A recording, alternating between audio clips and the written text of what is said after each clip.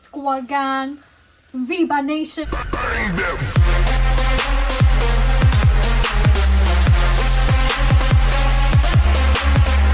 Am I right, y'all? Welcome to another poggers video. Am I right, guys? Today I am going to read your juicy K-pop confessions. It's Miss Juicy, babe. Oh my God! So I asked on my Instagram question thingy and on my community tab to submit, you know, some juicy K-pop confessions for me to react to, and I'm going to react to confessions from both my Instagram and my community tab. So just to clarify, I said it would be anonymous, and I'm not gonna lie to those people and dox them. So it's gonna be anonymous. I am also going to say my opinions on these confessions, whether I agree or disagree, but when I read one out, I don't want a clip to be taken out of context like it has on Stan Twitter before.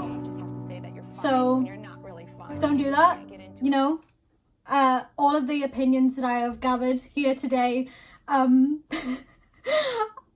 of the opinions that I've gathered here today are from my subscribers and not mine, but I will say if I agree or disagree with them. Let's go. Someone said, BGs are going to be dominating the market over girl groups in the future. I hate it, but it's true. And I'm like, no. No. No. Just, I don't think so. I understand that, you know, there is a market for boy groups, but there is also a big ass market for girl groups. So, no. I appreciate how clear idols' armpits are. Not in a sexual way, I just think it's cool. Not that clear armpits are unbad though. I mean, I can't kink shame you because it's not a sexual way, but I've never thought to look at an idol's armpits, but yeah. You wanna look at my armpits? Oh my god, well, you have to pay to my OnlyFans. K-pop fandom is so toxic. I really want to leave, but all my faves like to have comebacks when I want to leave. And you know what, girl? I get it, but, you know, the most you can do is just try to ignore it the way I do. There's always going to be toxic fans for everything. So, you know, I always find myself in a fandom and being like, oh, for fuck's sake, I hate this fandom. And then I'll be in another one, I'll be like, oh, I hate this fandom just as much. They're all just as bad as each other because they've all got shitty people in it. You know, you just gotta have to accept that there's gonna be shitty people everywhere. That's just part of growing up, I guess. It's not poggers, am I right, guys?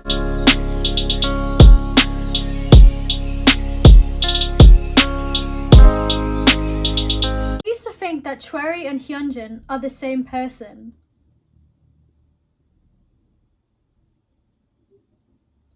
Girl, I'd love to like say that they look alike just to agree with you, but they do not look alike. No! Your opinion is wrong. Grr.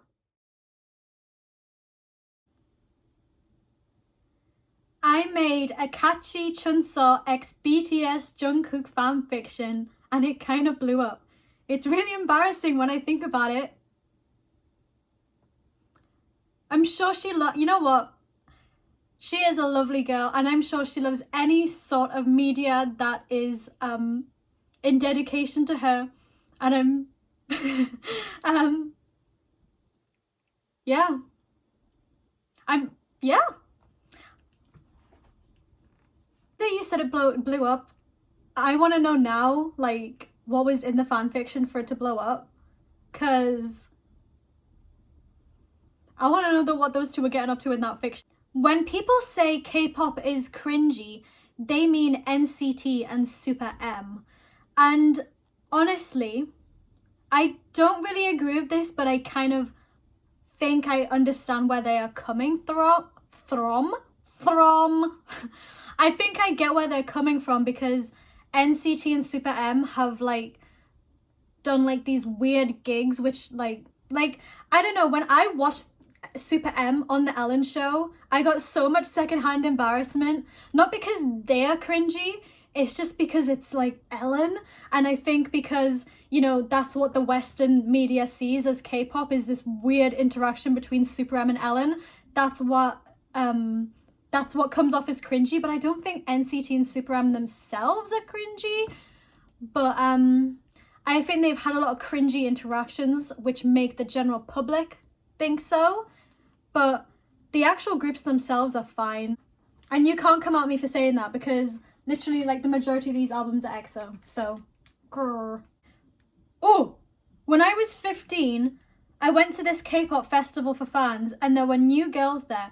We added them to a group chat and it was fine. The second time we met, it became really weird. They started to say disrespectful things about the groups we like, and they started to fetishize Asians. One of them had an Asian boyfriend who she called Sugar, who didn't know what that meant. And on the third time they met, one of them was missing. And it was weird because they were always together. Later we found out that the missing one doxed 5 people because they said shit about BTS, then almost killed her sister. I'm never going to get involved with K-pop fans like that again. Oh, alright. Well, you know, this was a K-pop confessions video, but then suddenly it turned into Career Boost stories turned true crime. So I really appreciate you trying to branch out to my other videos. So thank you very much, Anon. Don't dox people. Don't dox people. As a middle schooler, me and my friends used to play SHINee songs in my town and dance to the choreo to them in public in our school campus. You know what? You're in middle school. I see middle school as like 2 years old. So you are forgiven. Don't worry. SHINee songs bang. You're probably doing them a favor. Them being the general public. Unless it was like a bad SHINee song. I can't really think of any right now. But if it was a bad one, then shame on you. But if it was woof woof, very well done. Oh, here's one. I feel like some idols don't support LGBTQ because they want to, but because they're told to seem more likable. And damn, that hurts. You know what? I 100% agree with this. And I genuinely can't think of any like specific idols that come to mind, but I know that it's definitely probably a thing. Like, there's just no way every idol supports it. And, you know, this is the thing. Let's talk about capitalism.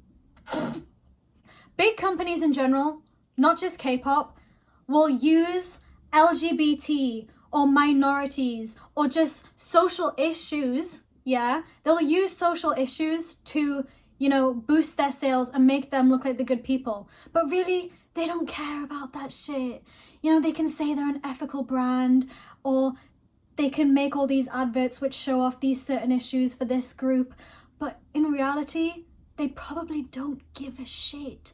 And that's just shit, you know? It's shit. But yeah, this is definitely a thing, not just in K-pop, but just within companies as well. A lot of companies use LGBT or just any sort of issue to look good. And that's just a capitalist company for you. And it's definitely like this for idols as well. You know, you, Anon, the person who submitted this, probably have a better idea of who you think it is in your head, but I can't personally think of any examples because I've never really thought to go look for examples until you've said that opinion. But I definitely agree. I think a lot of people, not just K-pop people, not just companies, influencers, celebrities, they will all support shit for clout and just to look good. And that is just a shit part of life. K-pop idols' extreme diet should not be told to the public.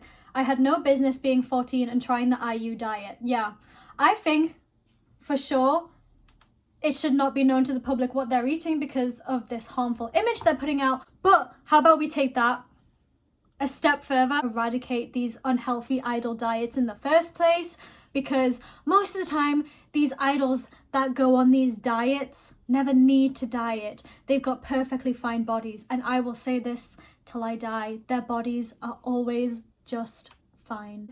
I watch fanfics. I repeat, I watch fanfics and I find absolutely no problem with the majority of fanfics out there. I am against those smuts and moaning and shit, but they are being removed.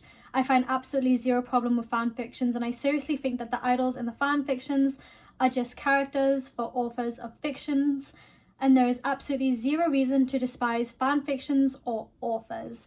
I kind of disagree. While I do think it's a creative way to express yourself in terms of fanfiction writing, I do think when it comes to real people, you need to be a little bit more sensitive, because these are real people who could see this shit. And the thing is, for me, because I remember so many instances of idols feeling uncomfortable because of real people shipping them, not because, you know, they're homophobic, but because those are their friends. Like, if someone shipped me with Tora V4. How do you do filters? Can you do those? Oh. Oh. Oh no, you're sus.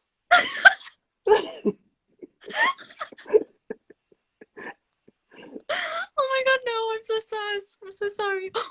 Oh. I'd be like, bye Tora V4. No, I wouldn't say bye to him because he's my bestie. But the thing is, it's not nice, okay? Being like romantically shipped with someone that you consider a best friend makes you feel uncomfortable and not nice. So that's why I've always kind of had a bit of an issue with shipping people in real life. That being said, me and Scaramouche from Genshin Impact are together. And that's pretty poggers. Oh, I used to be against LGBT about a year ago and unstand Ace because of it. Well, that was like a year ago, and I found out that I'm bi and I stand Ace again. Okay. Well, Ace Slay. Very nice boys. Because I started reading that sentence and the first thing I saw was like, I used to be against LGBT, so I was like, oh, but you know, I'm glad you discovered yourself now, and I'm happy that you're more comfortable with your sexuality, and you know, standing Ace, good taste. Oh, bars. I'm a poet. Didn't know it. Oh, make it rhyme. Anytime. Poggers. I used to get so mad when I saw my ex-best friend listening to K-pop, especially my alts, to the point I would try to do anything to make her stop.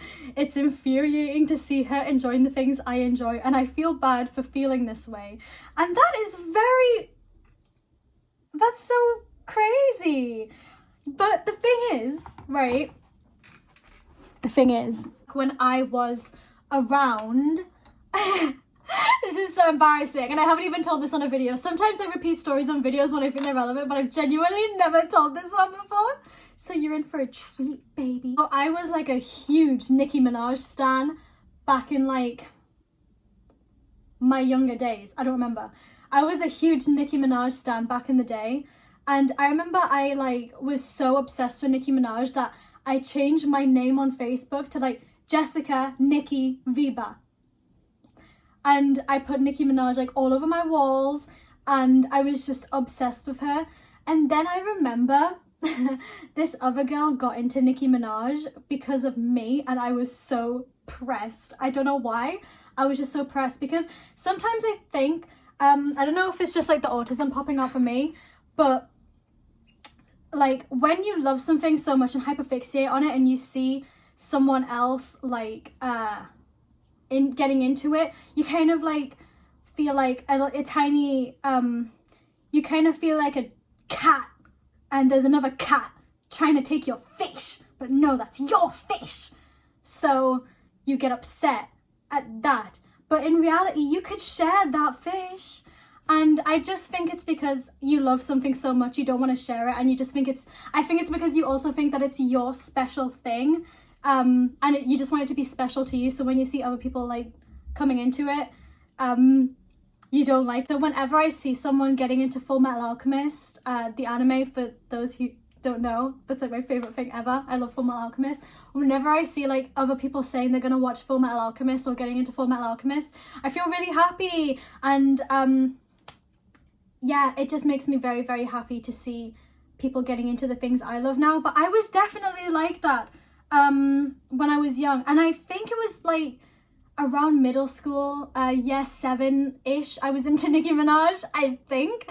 So I don't know, I think I would have been around like 12, I don't know. But yeah, I get those, I used to get those feelings, so I get it, but I don't anymore. And I can't believe I went on a riff about how protective I was over Nicki Minaj. But like, bringing it back to K-pop, I used to actually know a girl like that as well, who was obsessed with Infinite, and I told this in a Career Boost Storytimes videos, but she was obsessed with Infinite and she wouldn't let me have the same bias as her, so I had to pick a different one. And then when I picked a different one, the other friend had that bias and she was completely fine with us sharing a bias, but the other girl was like, no, you can't have that bias because that's her bias, so you have to pick a new bias. So I had to pick like a third bias, and I didn't even care for the guy that much because I don't really stan Infinite. Sorry, Infinite stans. Destiny slaps, but I was being forced to stan them, okay? By Melissa. Sorry to dox you. I've seen people with this mindset, and I've also gone through this with my Nicki Minaj phase. So, yeah. I actually thought that Janice was in Blackpink because she honestly elevated Lovesick Cows. Yeah, you're right. Unfortunately, Janice is so much more talented than them, and she's got way more of a career ahead. It is actually said that Janice produced every single Blackpink song and Rosé's, so what you gonna do? Yeah, that is all. I didn't have that many confessions to read out, so I just read the best ones. I don't know if I should make this a thing. I keep doing where y'all confess juicy stuff to me, but it was fun reacting to the stuff that you guys said. So please do give me some feedback in the comments if I should, you know, make a few more videos where I read our guys's confessions out. And if you do, then I'll post another community tab on where you guys can, you know, submit. And I'll also post an Instagram story as well if you don't want to do that. Regardless, thank you for those who participated, and if you guys want to join my Discord server and talk about Janice, please do feel free to join in the link below, and follow me on all my socials if you want to keep up with me. And if you're feeling really generous, use my code on YesStyle to help me make a little bit more money. That's all. Please send me Primo Gems on Genshin Impact and go to me and Scaramouche's wedding. It's gonna be poggers, guys.